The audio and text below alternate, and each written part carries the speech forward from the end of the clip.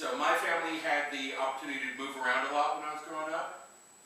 And one of the places we lived was Singapore.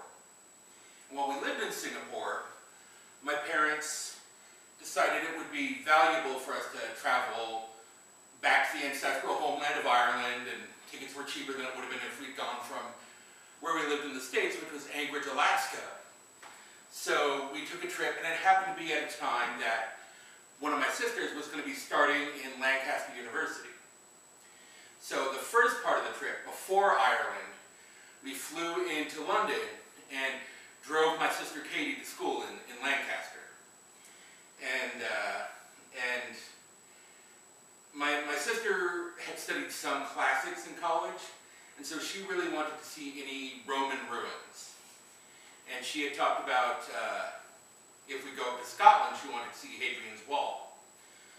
So, being the younger brother, what's my job in a family? It's, of course, to annoy my sisters.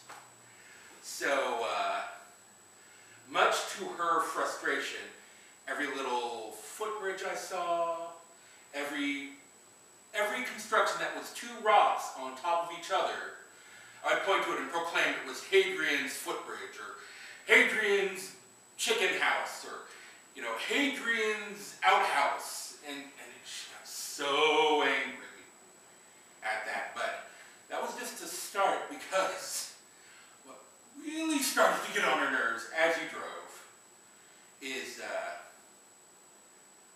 at first I started making the noises of the different animals I saw. So, you know, we'd see sheep. I'd baa for sheep, and meh. I'd look right at her, right at the side of her head. She wasn't going to look me in the eyes and acknowledge that I existed while I was doing this. I'd just go, meh, meh. And then, of course, I'd extend it to all other farm animals. Until one night, we were pulling into our stopping point. I think it had been our third day of driving around England. And I looked at her, and I bleated like a sheep. And she, inadvertently, she picked up what she thought was an empty candy bar wrapper. And it was actually a candy bar wrapper that my other sister had put some dead Walkman batteries in.